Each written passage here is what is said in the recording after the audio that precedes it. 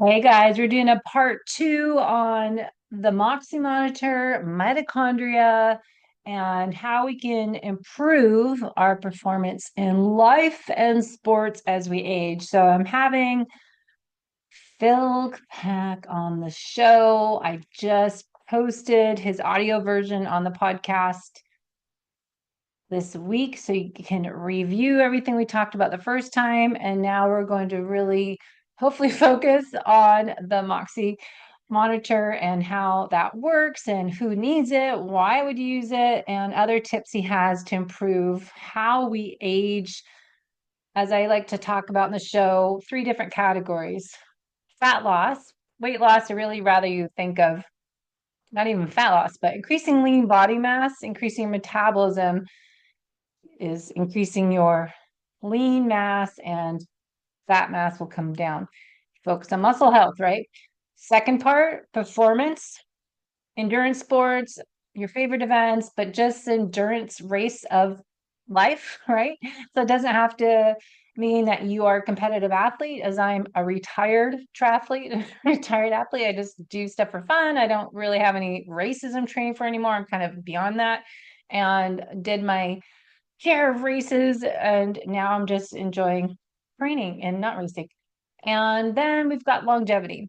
How can we optimize our health today so we are thriving as we age? So improving how we age. So that's kind of the three categories I like to focus on this show and help you learn how to be metabolically healthy. So we're talking about a lot lately this year. We'll focus more on metabolic health, but creating metabolic harmony. So getting all the organs, all the body functions, everything as an orchestra working, all the players working in synchrony. So we're creating that metabolic harmony. So what is the role of the mitochondria in all this? We'll get to it and how I can use MOXY Monitor with testing as with Pinoy metabolism testing. So let's dive into metabolic health today and mitochondria and learn more on how you can improve your fueling, training, and ongoing lifestyle habits to thrive as you age. All right, so let's bring them on and we'll go back to some key questions you have. Just add them in the show notes. Okay. I have said I'm going to focus on one topic as much as I can, but Philip's back on the show to talk shop, and we're both passionate about health, mitochondrial health, metabolic health, and improving how we age for what we just went over: weight loss, fat loss, muscle health, performance, Mhm. and longevity. So thanks for joining me for part two. Hopefully, not too many rabbit holes. Probably a couple rabbit holes. Debbie, thanks for having me back on the show. Our first talk was really fun. It's always fun. It's always great to find someone who's interested, kind of in a little bit more of like the molecular stuff.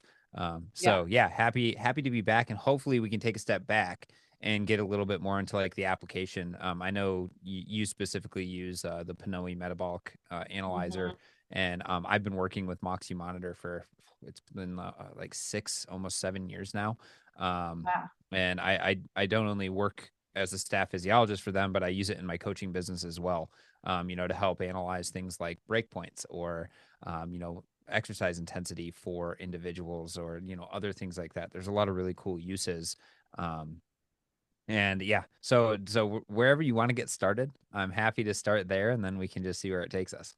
Yeah, I say just let's review. I was putting some notes in the MOXY, how it's measuring muscle oxygenation in real time, what it even means, and why do we need it, and when to use it, who needs it, and who benefits. So let's just talk about what it is first.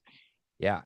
Yeah. So M- Moxie is part of a group of technology called near infrared spectroscopy, and it's really quite simple yet elegant. What the device does is it shines different wavelengths of near infrared light, so red light you'll see Mhm. pulsing from the device, and then what happens is that red light travels through your skin, through your connective tissue, through your fat layer, and then into your muscle. And the whole time it's bouncing off of stuff. It's getting absorbed by things like your red blood cells. And then it actually makes like a U-shaped curve or travel path through your muscle and then comes back to the MOXY monitor. And the MOXY monitor can say how much light was lost while traveling through that tissue. And essentially, through some really kind of complicated and very innovative um, algorithms that Roger, who's the CEO at MOXY, came up with, it's able to interpret and say, this is how much of your red blood cells have oxygen on them underneath the sensor or in your muscle at any given time. And why that's important is because if we can say how much oxygen is underneath the sensor at any given time, we can track to see how that's changing with different exercise intensities. And the way that your muscle oxygenation is changing is actually very indicative of what your bioenergetics is actually doing, and then the consequences of what those bioenergetics are actually doing. So for example, if you're looking, if you ever get your hands on a MOXY monitor and you're looking at your SMO2, which is reported as a percentage from 0 to 100, and you're riding or running at a fixed pace or power output, say it's 200 watts, and you see your oxygen levels, your SMO2 slowly starting to come down, that gives us an indication that your cardiovascular system, which is supplying the oxygen, is not able to keep up with the oxygen extraction, which is coming ultimately from your mitochondria.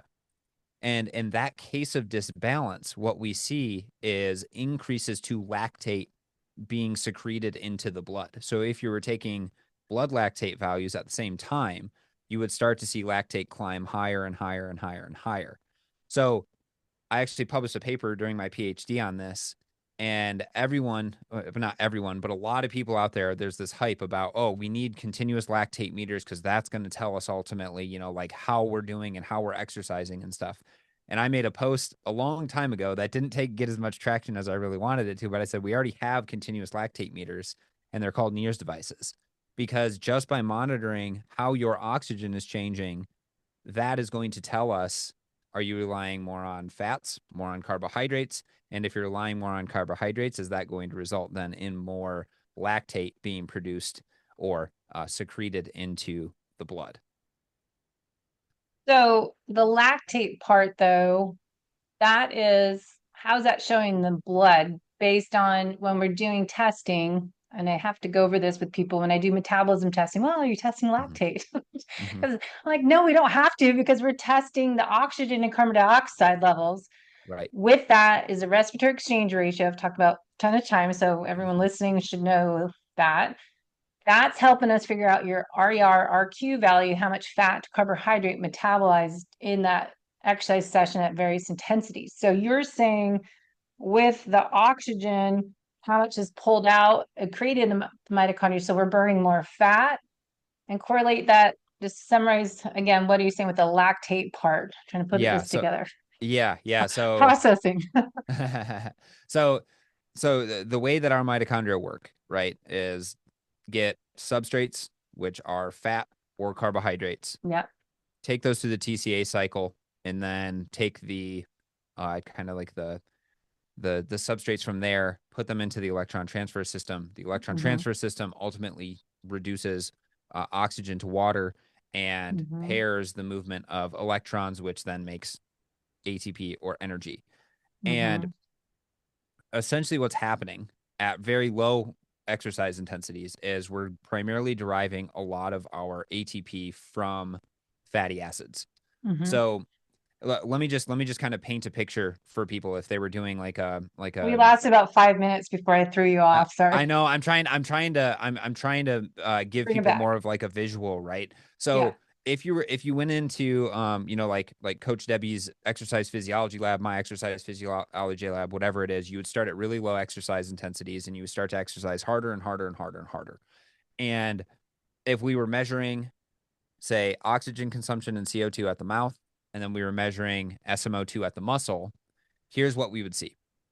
In the beginning, when you're doing very, very low exercise intensities, your SMO2, and this is a generalized SMO2 trace, so it's not going to be perfect for everybody, but normally what happens is if you're at lower enough exercise intensity, your SMO2 will immediately go down when you start to exercise because your body, surprisingly enough, uses oxygen immediately upon exercise. There's no like delay in terms of, oh, well, we got to get through the anaerobic stores first and then we go to the aerobic system.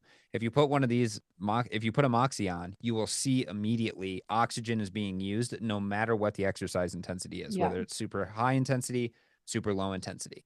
But what happens after that is in response to the exercise intensity. So SMO2 will go down. And Mhm. then if you hold that exercise intensity, what you'll start to see is you'll start to see your heart rate start to ramp up a little bit.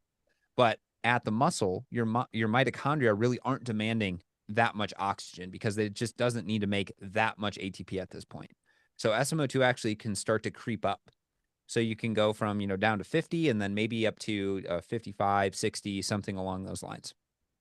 Eventually, there comes a point where the amount of oxygen that your mitochondria need to use in order to drive ATP or that energy to keep you exercising increases to a point where it kind of outstrips the cardiovascular system's ability to then over deliver oxygen.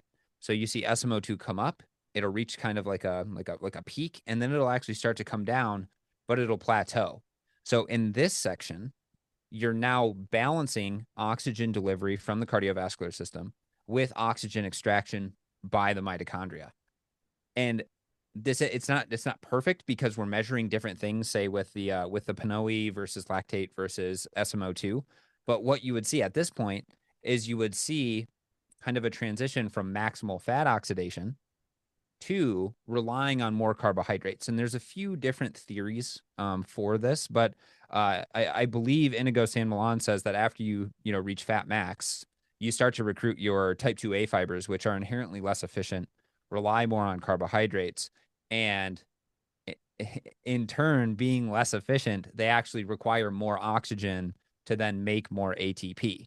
So if we're measuring SMO2, this is why SMO2 actually will drop a little bit, plateau, and then it will drop a little bit when you go up in exercise intensity and then plateau. And it'll keep doing that. So we just identified first threshold. There you go. Now, if you keep exercising harder and harder and harder and harder, eventually what you'll see is that there will no longer be a plateau in SMO2. Something happens where once you get to high enough exercise intensities, you start to get less and less efficient. And ultimately, your mitochondria start to outstrip your cardiovascular system's ability to actually supply enough oxygen. At this point, you'd probably see, if you're measuring at the mask, an RER above 1 or getting really, really close to 1. Your breathing rate would start to uh, get deeper and more rapid at the same time. So kind of a respiratory compensation point, as it were. And you would start to see, like I said, more lactate being produced into the bloodstream. And the reason that the lactate is actually getting into the bloodstream now is because as we exercise harder and harder above fat max, we use more and more carbohydrates. The end product of carbohydrate, according to George Brooks here, is lactate. That lactate, if the mitochondria are not oversaturated, gets converted into pyruvate, taken up into the TCA cycle, and then oxidized and used by the mitochondria. So you don't see very much lactate being shipped into the blood because it's being used in the mitochondria. But when you get above your second threshold, or FTP, or critical speed, or critical power, whatever you want to call it, you start to your physiology actually starts to fall apart a bit. And one of the tipping points is that your mitochondria are actually maxed out on the amount of pyruvate or lactate they can oxidize. So then that lactate starts to build up. And your muscles don't want to keep that lactate in. So it actually ships the lactate out of your muscle fibers. And then that can be picked up by other muscle fibers that are a little bit better at using lactate for energy. And ultimately, if all of those fibers get saturated, then that's when you start to see lactate increasing in the blood. At the same time, this is also associated with increases in hydrogen production. Increases in hydrogen production are related to increases in CO2, and CO2 makes us breathe harder because our brains are actually more sensitive to CO2 than they are oxygen, at least at sea level and up until actually, probably like 5, 6, 7,000 feet. So the reason why you're breathing deeper and you're breathing more rapidly is because you're starting to build up CO2. So you have all these things happening that are really driven by oxygen consumption at the mitochondria. And until very recently, when we started actually using these devices, we didn't, we couldn't actually track this. We would, we had the whole body measurements to say, oh, well, lactate's accumulating. Well, we start to breathe more and CO2 is starting to accumulate and those sort of things. But now we actually, at least my hypothesis is that it kind of starts with the mitochondria, and the mitochondria are kind of dictating this response Mm. across the body. And going back to, you said the lactate, when it's used by different muscle fibers, are you Mhm. referring to the Cori cycle, that it goes up, gets processed to the liver, and then it's used by the heart and other parts, or is that something No, else? no. So Right. so what's really cool is your muscle fibers actually have uh I think they're called monocarboxylate transporters, MCTs. Yeah. And there's different numbers of them. Some of them ship Hmm. lactate out of a muscle cell and others import into a muscle cell. So what you see is you see actually a high amount of the shippers, the MCTs that are shippers, and I don't remember the exact numbers for them, on your faster twitch fibers, your 2A and your 2X fibers. So those are really like, oh, we got to get rid of this lactate. We've already used, we've already derived, our ATP very, very quickly, get rid of the lactate. But then on your slow twitch fibers, you actually have a lot of the importers because you have a lot of mitochondria, and mitochondria are ultimately where that lactate can be used. So so think of you have all these muscle fibers that are all wrapped into these different, kind of like bundles, and you have one fast twitch fiber that's making a lot of lactate, but then you might have a lot of slow twitch fibers that can use a lot of lactate.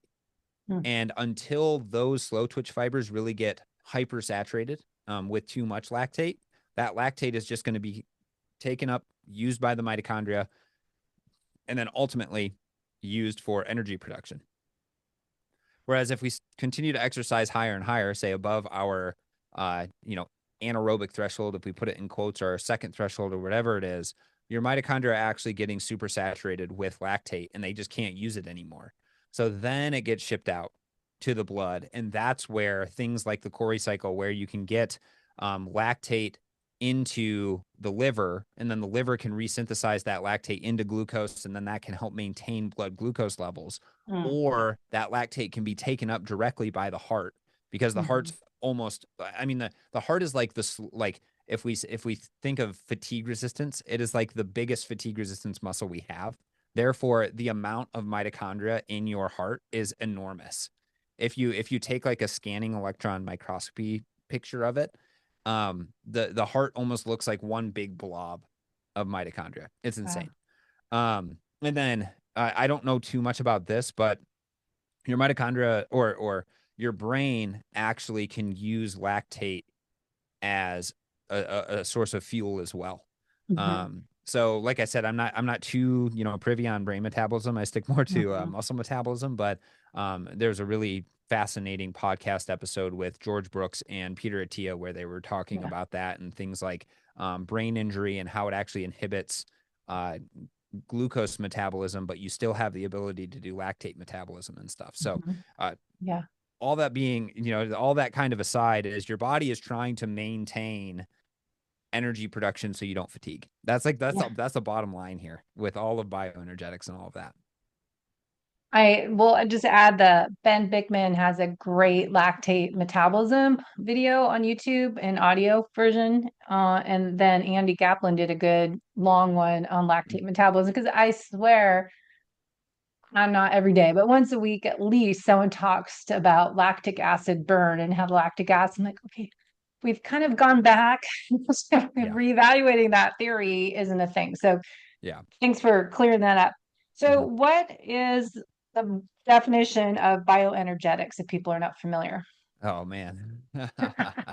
um my like if it's pertaining to exercise, it's really all the processes that are involved in producing and using energy, within our body. And when I say energy, I'm generally referring to ATP, which is adenosine triphosphate, which is the energy currency of the cell. But Yeah. essentially, these ATPs are unique, or they're not unique, but they are highly suited that when you break off one of those triphosphates, you break off one of those bonds, you get this huge release of energy, Yeah. and then that energy can actually be harnessed for cellular processes, whether they're enzymatic, or I mean, most of them are, or they're all really driven by enzymes, but whether it's mechanical outcome, or maintaining some level of chemiosmotic gradients, or like other things like that. It's all of those processes. And then when we're getting into exercise, really it's your three bioenergetic systems. So your ATP phosphocreatine system, or your ATP PCR system, so phosphocreatine, your glycolytic system, and then your oxidative phosphorylation system, are all working together to maintain Mm-hmm. resynthesis of ATP to support whatever activity that you're doing. Because if you weren't able to maintain ATP, uh, you would actually, if you've ever seen, like not to be morbid, but if you've ever seen roadkill on the side of the road, if you did not have the ability to resynthesize ATP adequately, you would actually, as soon as you started exercise, you'd look like like the bloated raccoon on the side of the road that wasn't able to move or contract its muscles. Um, so it's pretty important to maintain ATP concentrations. And our body is so impressive at the way it can actually do that. I can never remember like the exact like numbers, but like our body is like from rest to exercise increase ATP breakdown like 1,000-fold. Mm. And in response, our bioenergetic system can momentarily, like millisecond, respond to maintain those ATP concentrations so that they don't move in the muscle, even when we're, sprinting as hard as we possibly can. Mm. So with the MOXY Monitor, how are we using it to get information, and what are we looking for when we use it, and why would we use it, and when? Yeah. So I use it as, first and foremost, like I use it as like an adjunct to the assessments that I do. So if I'm doing a VO2 max test with somebody, um, Share my screen. Hold on, 99.9% of the time, I put the MOXY monitor on the working muscle, whether it's the calf, the vastus lateralis, which is the outside of the quad, or the rectus femoris, which is the middle part of the quad. And I really use it as a way of confirming where the first and second threshold are. And that's important because those kind of give us the ballpark of the exercise intensities we should be working at in order to get different adaptations, right? Everyone says, okay, zone 2 training, really good for mitochondrial density, capillary density, fat oxidation, those sort of things. But the question is, well, unless you're measuring really where that first threshold is on a daily basis, how do you know you're actually in the right ballpark? so your So, first threshold, you're saying, is the metabolic crossover point where the carbohydrates go up, or what are you referring? so Can't it's speak. it What's depends that on it max? depends on who you ask as Yeah. definition. It's either the So you'll hear it as the first ventilatory threshold, which is like Mm-hmm. the first increase in breathing rate, or there's a few other definitions that you need CO2 in order to actually measure. First lactate threshold, which is the first kind of uptick in lactate, or like I was talking about earlier, it's kind of that first downtick in SMO2 that results then in steady SMO2 afterwards. Or fat max, which is the maximal amount of fat oxidation. It's not the crossover point, because the crossover point is where you go, where you're essentially 50-50 carbs and fats. Mm-hmm. The fat max could be below that, but it's the maximal amount of fat oxidation that your mitochondria inherently can do, or your body can do. And then we're assuming that that's happening at the mitochondria, because the mitochondria are the only place in your body that fat are actually burned.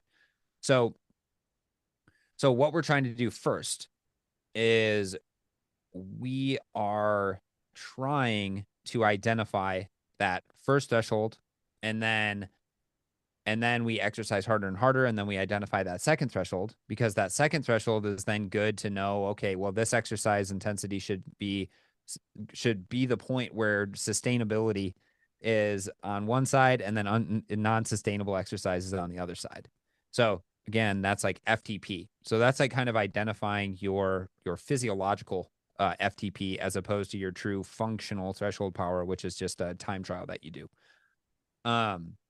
So what we're really looking at here is I'm looking at the trends in SMO2. Like I said, SMO2 that is increasing given a steady power output is most likely going to be under your first threshold.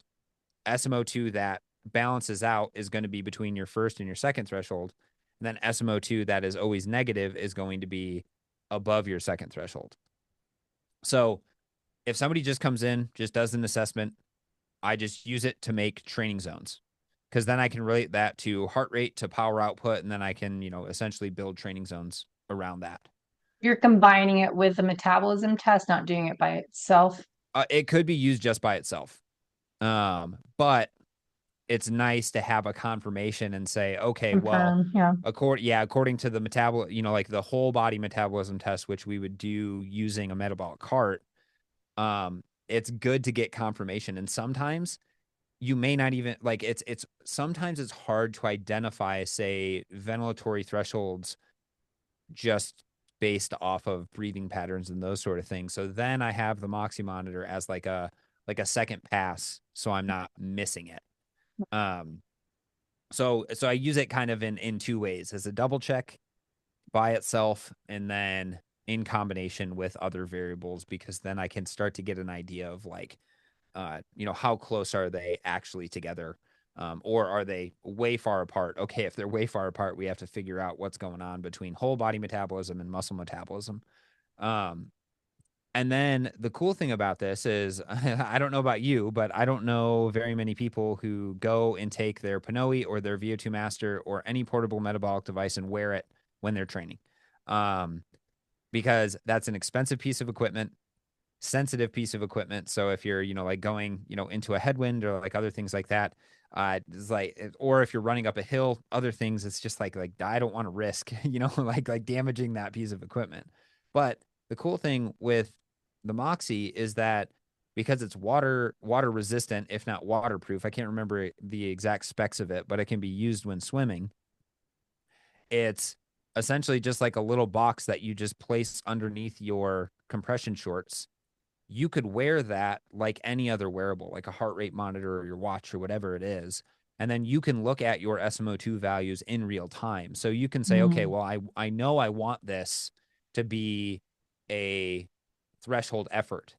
So if you know that your general threshold effort is, say, around 35% SMO2 or a heart rate of 160 or whatever it is, you would get up to that heart rate of 160. And then you would try to hold that exercise intensity steady. And you would look at your SMO2 and you would say, okay, well, SMO2 in the first minute got down to 35%. And then I check back every minute. And if it's staying, steady or slightly dropping, that's actually where I want it to be. But Mm. if it went from 35 to 30 to 25 to 20, then I would know, oh my gosh, my second threshold is not at whatever pace I am running right now today. Because I don't know if you've like done tests like this, but it's pretty interesting to see how your thresholds and your zones can change on a day-to-day basis. And they absolutely change on a day-to-day basis. I just did a really hard VO2 max workout yesterday, came back and tried to do a little bit more of like a threshold, like low VO2 max workout today. And my numbers were just like, yep, that's not happening today. It's like normally it would be close to 350 watts, and I was down, closer to 320, for example. Mm. Um, so it just gives you a little bit more confidence to say, oh man, my legs are actually feeling pretty heavy. And it reflects in how your muscle bioenergetics or your muscle oxygenation is actually changing as well. Now, when you add in the lactate testing, because so many people are, I think Peter Tia is part of the reasons people are so curious about it. Hmm. What would I When add in lactate? Yeah, when you're doing a whole test, you're doing the portable, I don't know what equipment you use for metabolism Yeah. testing. You're doing the MOXY. Would you also do a blood test during it for their lactate or not bother because there's no reason? Yeah, I don't find that lactate gives me any extra information. I think that, there's like certainly a lot of value if that is like, the physiological piece of information that you're focusing on. But because you have to like slow down, prick your finger, like carry lances on you, like do other things like that. I'm just like, it's just too messy for me. Yeah. Like I don't want to have to deal with blood while I'm working out. Like, and I don't know if you've ever done lactate testing, but like pricking the side of your finger kind of does hurt. It's not comfortable. Um, so I've just never really gotten, into it. I think the tools that I use can Yeah. get me all the way there. If I was really interested in looking at someone's like more of their lactate metabolism because I was worried they weren't eating enough food or, Mm. something along those lines, then maybe I would implement lactate, but I would certainly implement a metabolic device with VO2 and VCO2 first, and then it would be lactate if I was worried that they weren't eating enough. Yeah. I only ask that because, of course, people always ask that. Oh, do you do lactic tests? I'm like, I don't need to. It's Yeah. the point of doing it is when you don't have access to the measuring oxygen and carbon dioxide, is how I look at it. Like, Yeah. you're using lactate to figure out where you're burning the peak fat and your crossover and all that data. You're just talking about LT1, LT2. But if we're actually testing what we're looking for instead of using lactate to predict where those levels are, what's the point? But Yeah. I think people get confused because they think that's the way to do it. Yeah. Yeah. Actually, if you're looking to measure fat max, actually measure fat max using VO2 and VCO2. If you're looking to determine muscle oxygen breakpoints because you read somebody's paper, I'm pointing to myself that said, oh, well, lactate, like lactate thresholds and NIRS thresholds are, happen almost synonymously with each other, then measure NIRS breakpoints. Don't just measure lactate and then be like, oh yeah, my NIRS breakpoint would be this. If you're really interested in measuring lactate because just whatever it is, you like just really wants you to really makes you want to measure lactate, then measure lactate. Like don't use Mm. surrogates for other surrogates. I think that just leads to too much confusion. And I also think that there is still some gross oversimplification of things like lactate testing, for example. Like I'll have people come to me and they're like, oh yeah, my like I use 2 millimole and 4 millimole for lactate. And if you actually do a lactate curve with somebody, I can almost guarantee you their first transition point is not going to be at 2 millimole. And I can almost guarantee you that their second transition point is not going to be at 4 millimole. I was working with a really fit college cross country runner, and his first lactate turn point, because that's all he has. He has a heart rate monitor and lactate, which is crazy for a college kid, anyways. But um, his first inflection point was around 1.7, and then his second inflection point I think was at like 3.5 or something along those lines. And he was like, oh yeah, we need to look at 2 and 4. I was like, no, we literally have the graph in front of us, and we see for the first uptick happens at 1.7, the second uptick happens at 3.5, so we're not using those numbers. And I think it makes it a lot more accessible to people to be like, oh, like I just need to aim for those two numbers.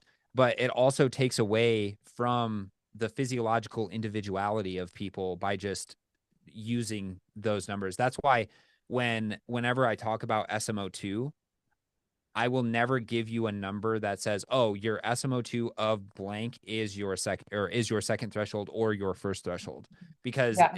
it's so variable. And it's just like there's no easy way of actually saying, well, this is the number. It's based on the trends, it's based on your training age, it's based on even adipose tissue thickness can change those numbers a little bit. But Mm. once you start to measure consistently with like a MOXY monitor, you'll start to see numbers and trends. For example, normally my first threshold, so zone 2 training, is done around 52% SMO2. Today during my warm up, that first threshold was actually closer to 41%. So there was a 10% shift. And it was because, again, I did a really, really hard workout the day Mm. before. So my muscles, so something is happening in my muscles where they're actually demanding more oxygen, probably because they're a little bit tired. My cardiovascular system probably can't keep up with the demand of the oxygen. So everything was actually like kind of Mm. depleted or decreased today. Yeah. Um, so yeah, it's more about training the individual and the individual physiology that's in front of you, rather than being like, oh, well, because these people have used, this sort of trend for forever, this is what I should use. It's like, no, that's the whole point of doing physiological testing, right? Yes. Figure out your individual zone so you can train individually for your physiology. Yeah. And I try to stress, I love what I learned from Daniel Crumbach when I've done his metabolic efficiency courses, that is use science, not math. And I think Mm-hmm. that's still predictive equations when you're doing percentage of your VO2 max or your lactate numbers. You're trying to get that because you're still just predicting what it might be or guessing. Yeah. Yeah, that's So that I would just to add to that, that's kind of the yeah, same limitation with when people are like, oh, like percent of max heart rate or percent of FTP. Is like, well, if you're not percent. measuring your first threshold, then how do you have any confidence that you're even close to that first threshold when you're Exactly. doing your quote unquote easy workouts, right? Yeah. I know. And I keep trying to do little rabbit hole videos on my YouTube channel and keep sharing, like, okay, that percentage of your VO2 max still doesn't tell me where you're burning the most fat and where you start to decrease fat usage. And it's still percent. It would be a math equation you're doing, not looking at your actual fuel sources. And that's why, obviously, I bought the equipment. I'm a big believer in metabolism testing to see where your fuel sources are and how they switch. And I think Mhm. for me, it's getting people to understand why to do all this testing and why you need to do the metabolism testing kit part and the MOXY, and really understanding it doesn't need to be only for athletes that are in college or professional athletes competing at top of their age group. It's really, I want to get people to do it that are not athletic at all. They're Mhm. just health optimizers. They're trying to improve how they age because we keep hearing about the importance of metabolic health, mitochondrial function, improving how we age. So I think that the larger market that really needs to be doing this are not athletes. They're already exercising. We need to help the people that are going to struggle as they age Mhm. if they don't start taking ownership of their health today and take it seriously Right. and test It and not guess. it's yeah, it's also an efficiency thing, right? Like if I will say this, I encourage anyone to do more exercise, like exercise if they're not doing it already. We'll start there. But there is definitely a hierarchy to optimizing your actual training according to your body. And assessment is what gives you the most optimal starting point to be like, yes, I can confidently say that my easy days should be this hard, my hard Mhm. days should be around this hard. And yeah, if you're not measuring, you're essentially just guessing. I was actually just pulling up, I have a little mm, like Apple Notes that is looking at the differences in my zones according to my Garmin watch compared to my true zones that are measured. And it's really interesting because Garmin will give you, it's like, okay, your max heart rate and then 90, 80, 70, 60, 50%. So already like my first and foremost, my max heart rate is not what their age predicted max heart rate is. And it's off by like 5 to 7 beats. So right there, that's already going to shift everything. And Mhm. then if I just look at all the different, because I have to fit my sort of thresholds into the 5 zone training model, but 66%, so that's 6% difference, compared to the 60% that they would predict. Then 77%, so that's a 7% difference. And then the transition between zone 3 and zone 4 is 81. So that's actually pretty close. So okay, it's like oh, you got one right. And then, like the transition between zone 4 and zone 5 is like 94%. So that's another 4% off. So all of those, it's like 6%, 7%, 1%, and 4% off, which, again, that might not seem like that big of a difference here, but if you're trying to get the most out of a time limited schedule and you want to actually like optimize your training, then those numbers actually matter. Yeah, I think it's, looking at tracking and the N=1 experiments and understanding what I was trying to do some blogs and videos on when you're not seeing improvements, what else is going on Mm-hmm. under the hood, external stressors and these hidden chronic stressors inside that I've had people test like, oh, I didn't improve. I've been doing the strength training, I've been doing the protein. I'm like, well, what do your labs say? And that you have high gut inflammation, you have insulin resistance, you have low thyroid. So there's other reasons. I think it's great additional clues to put together what that person needs to do to improve their body composition, Mm-hmm. performance, and see changes. And like Bob Seaboard talks about metabolic efficiency point, moving it to the right. But I'm finding there's a lot of other areas that we need to look at sometimes if you're not seeing a change in your peak fat max. If you're Mm-hmm. doing all the right things and you're not getting anywhere, well, let's dig in a little deeper and figure out what's going on. Yeah. Yeah, I And agree. that, There was one professional athlete. I was helping his physiologist, so kind of like tangentially working with him, and he was like, yeah, this athlete came to me. We did a metabolism test, and his fat max was trash. It was like, happened at it was like, like happened right when he started exercising. And like the one of if you listen to kind of like the health side of things, you would be like, oh well, you just need to do more fasted cardio, you probably need to eat more fats, you need to like do those sort of things. But it turns out this guy was actually under consuming food so much that his body was always kind of just like tuned up to be a little bit more in that fight or flight. So immediately upon exercise, he'd be using carbohydrates as opposed to allowing his body to actually use fats. So they increased the guy's calorie consumption by something like 1,000 to 1,500 calories a day, like something like very considerable. And then all of a sudden his fat max, went from, whatever it is, 20% to 50%. So it moved up like 30% over the course of mm, just eating more. yeah. And that is something, it's like that's something that as an athlete really resonated with me because I've always had a tendency to underconsume food. And I know that's Mhm. not generally what we see in the United States. A lot of people we don't do a good job at, portion control. But I think a lot of type A individuals who are like, ooh, I need to eat healthy food while I'm training, sometimes it gets lost and you actually can start to make some actual have some metabolic negative ramifications by under eating constantly. It's just something, that, like I said, it really resonated with me. And it's not just as simple as, oh, well, just focus on this one number, because sometimes it could be some other underlying, sort of challenges or issues that you're going through. So And- don't feel scared to like measure stuff. That's a yeah. big thing. But well, along with that, though, I've been wanting to do this test on clients that do the metabolism test or in their normal workouts. They're not eating beforehand. So Mm-hmm. they're doing fasted workouts, or maybe they're eating a little something. But I had a client that they didn't see big shift as they thought with their peak fat burning and their zone 2, they thought would be different. And they didn't eat, and it was 10:30 in the morning.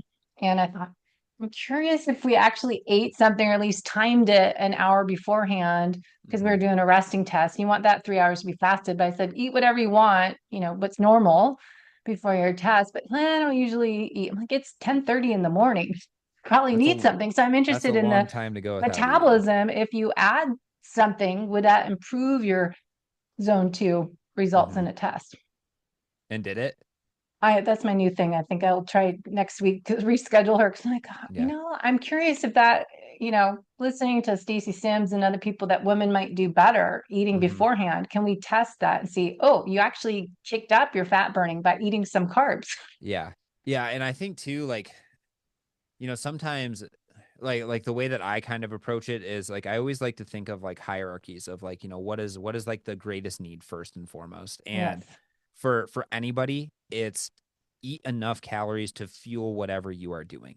If Yes. you are always chronically under eating or you are chronically overeating, those are going to have negative ramifications. And like I Hmm. was just saying, I think because like a lot of type A individuals who get into things like Ironman or half Ironman or marathons or whatever it is, there's like this tendency to want to eat really, really healthy or whatever the perceived healthy foods are. Hmm.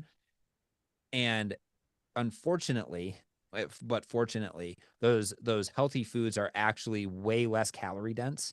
So it makes it that much harder to actually eat enough. Yeah. And when you're burning 6,000 calories a day, like you can, it is so hard to get enough calories just from like potatoes and white rice and vegetables and fruit, and maybe a little bit of meat. It is so hard, to actually eat enough. And Yes. So true. and I wonder, I'm really curious to see, like, because I think the same way. I'm like, unless you're just like waking up, early in the morning and immediately going to work out, like you have to eat something, especially if you're not going to end up eating until like 11 a.m. Now you just essentially closed, like if you have to eat 5,000 calories a day, like good luck trying to smush that in, to the next like 6 hours of eating window that you really have. Um, Hmm. it like truly is a job. Like when you start, I think like once you start to get over like 4,000 calories of consumed food per day, it's like you could really got to plan, and make sure you're eating enough. But Yeah. I think that by showing people, hey, look, your fat oxidation is actually better, I can guarantee you your performance is going to be better, because that's exactly what happened to me when I started eating more. Because I was like, oh, my performance just always I feel sluggish, like other things like that. Because I was fasting essentially until 10. I would work out and then I'd be like, oh my God, like what is going on? And now since I actually started, eating like a smoothie in the morning and then having like a smoothie like an hour before my workout, like my workouts are so much better. I'm consistent because I'm not always injured. I sleep better. Like there's all these, all these positive things with it. I really wish I had, some way of actually measuring, like, true metabolism, um, working on that, but don't have it right now. Huh. Yeah, no, I'll have to do that next week. I'll let you know. So that kind of goes Yeah. in with the last, which is a little bit of time, but other rabbit holes I've been going down because someone asked me this question, taking these nutrition supplement pre-workout for improving AMPK pathway. Have you Mm. dabbled into correlating the mitochondria function with the AMPK pathway versus mTOR pathway and diving down? I'll, I'll say this. The single best thing you can do to stimulate your AMPK pathway is proper exercise. Hmm. That bar none, because AMPK is a bioenergetic signaling agent and it is very, very, very sensitive. It's actually like to ADP and AMP, which are the byproducts of the breakdown of ATP. So and who knows, maybe some of these pharmaceuticals or these supplements or whatever it is could like maybe raise the levels of ADP within your cell. Hmm. But if you're doing proper exercise, I'm not going to say I can 100% guarantee, but like I can almost guarantee that that is going to be more of a stimulus for improvement than taking like this supplement. And I would also ask is like, well, is this supplement actually proven to increase AMPK activation and have positive downstream effects like increased PGC1 alpha activation or PPAR activation or like other things like Mhm. that. Because sometimes you could activate a pathway and then nothing comes of it because it's not enough to move the needle. Um, so so yeah, I would that's what I would kind of challenge people with is say, well, like if you're doing proper exercise and you're fueling for proper exercise, then I don't think you really need it. And then on top of that, going like the mTOR pathway, which is so AMPK pathway is kind of like your energetic pathway. Some people I think related a little bit to like catabolism, so breaking things down, whereas mTOR pathway is anabolism, which is breaking things or building things up. And there's this paper that was published a really long time ago, and I actually have like the visuals like ingrained in my mind, where it was like, well, AMPK inhibits mTOR, and if you activate AMPK too much, then you can't like activate mTOR. For most people, that is not like, maybe from an acute perspective, like that is true. Like, yeah, you would activate AMPK, and then you might inhibit mTOR, like say during an endurance workout or something like that. But if you then eat adequate protein and carbohydrates following a workout, then that is actually going to start to slow down or put the brakes on AMPK, and it's going to actually, allow the mTOR pathway to be stimulated. So I would say as long as you're eating enough, you don't really have to worry about the interplay of those sort of things. I think it gets a little bit overblown. Um, and that is actually why one of my biggest recommendations to endurance athletes especially is eat enough protein. And here, so when I say eat enough protein, people are like, oh my gosh, like, well, I'm gonna get big bulky muscles, or like, like whatever it is, because that's all that protein is for. So no, no, no, no, no. Protein is also important for making those enzymes in your mitochondria that actually can use energy, or that can use those substrates to actually make energy better. So if you want to make your mitochondria more functional and larger, then you have to replenish your body with more protein, because those are essentially the building blocks that are going to allow that to happen. So Good point. it's not just like, oh, your protein equals muscle mass. It's no, protein equals the building blocks of every single enzyme in your body. And if you're not giving yourself enough protein, I think the recommendation, changes depending on what you read and where you look at. But I would say that, like, if you're an endurance athlete and you don't aim for 1 gram per pound of body weight per day, then you're probably going to be missing the bar a lot, because Yep. if you aim for 1 and then you come up to like 0.8, like you're still gonna, like, that's gonna be a lot of protein for you. But it's a lot, like it's hard to get that much protein. Yep. So so I'm not a nutritionist, but that's kind of my take on it. Yeah. Um, I agree. did it that answer your question about AMPK and mTOR? Yeah, no, I just wondered, and then tying that with the MOXY and metabolism testing, and just people are trying to improve their fat metabolism. But I went down a rabbit hole looking men versus women, and women that are my age that our hormones are going down Mm, and how we can support that. But it was interesting for women with the lower estrogen levels and men with lower testosterone, and I'm sure I have low testosterone as well, is that would this help support what we're losing as we age to help boost it up? So we're going to actually do a test on next Monday with someone doing the kind of taking this AMPK pathway. I have it over there, I can't reach it, but mhm. just see if it does change your fat oxidation rates. Yeah, yeah, that will be interesting. I'll also say this as, again, as like, I really think, that exercise, like, so if you do high intensity exercise, low intensity exercise, like, it's all stimulatory to all the bioenergetic pathways.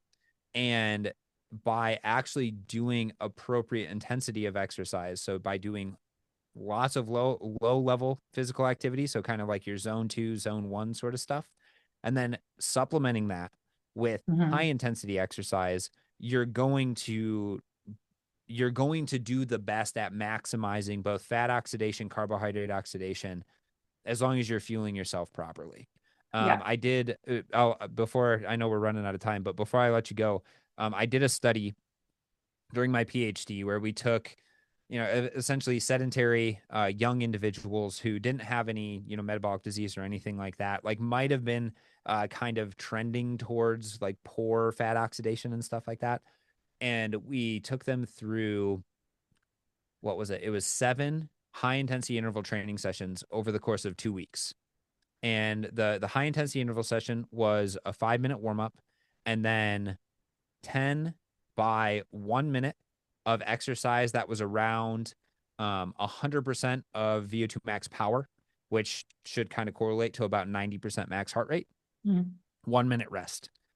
Did that 10 times, 5-minute cool down. So that's essentially like a 30-minute workout.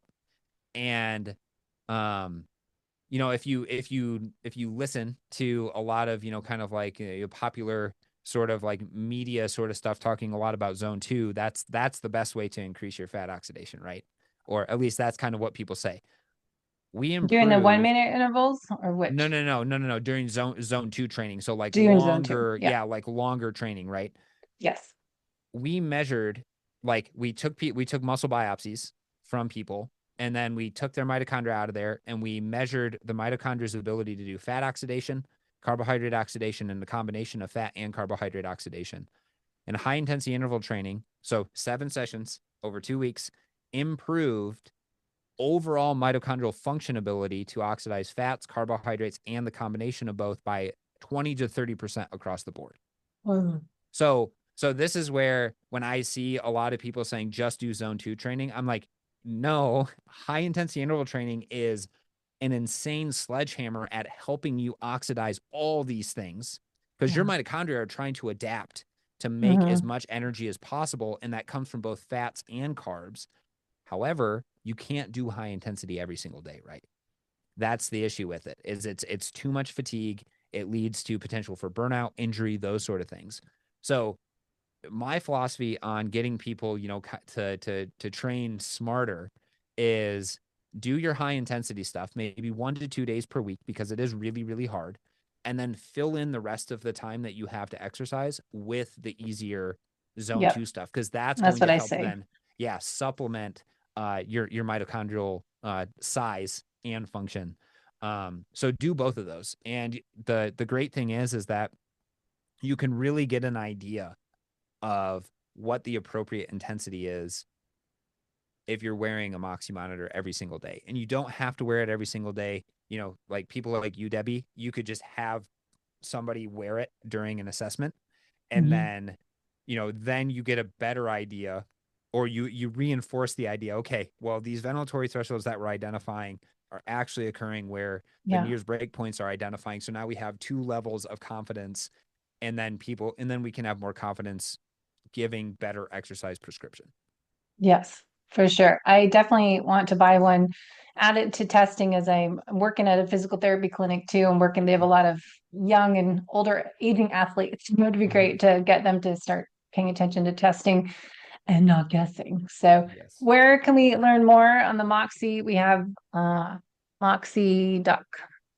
It'd Can't be see the website. Moxie moxymonitor.com. Monitor. Yeah, and then we have a lot of really awesome free resources like courses, seminars. Moxy has put on this thing called the Moxy Summit for the last like 5-6 years, where all people who use Moxy from all around the world come and just share how Mm, they're using it and what they're using it for. That's a free seminar, and it actually starts on February 6th and then continues on February 13th, and it's like an all-day event. We'll great. also be recording those, and those will be available for people for free. I think it's like Moxie Academy. I can send you the link and you can put it in the description. Um, and then there's also a bunch of like awesome people just using Moxie and stuff like that. And you can go to the MOXY Monitor Instagram, and you can start to see like who's using stuff, because MOXY Monitor will share like when Mhm. people use it for different things like assessment or testimonials or Yeah. other things like that. Cool. Yeah, definitely want to get one and test it out. Plus, I've another experiment is blood flow restrictor bands I didn't get to ask about Oh too, and yeah. how to tie that in is our other experiment we're doing next Yeah. week. So Cool. it'd be fun to add this in. Yeah, you can definitely, when you start to do blood flow restriction and are measuring muscle oxygen, you can start to see like how much it accelerates that like decrease in SMO2 Hmm. reduction, like with exercise and stuff. And then you start to understand, oh, that's probably one of the reasons why blood flow restriction is so potent at making metabolites and other things like that, because your SMO2 if you were just like sprinting with no blood flow restriction band on, you could get it really, really low. It just takes some time. Whereas if you put the BFR band on, then you can essentially just like have it go, to like zero, not zero, but really, really low, really, really fast. So that, and then you start to build up more metabolites and other things like that. But yeah, let me know if you have any, like questions about MOXY or anything like that. We do rentals. So if you're like kind of Oh, good. skeptical about it or just want to test it out, Yeah. you can rent one, and then the cost of the rental is actually taken off the price of Purchase. purchase if you decide to buy it.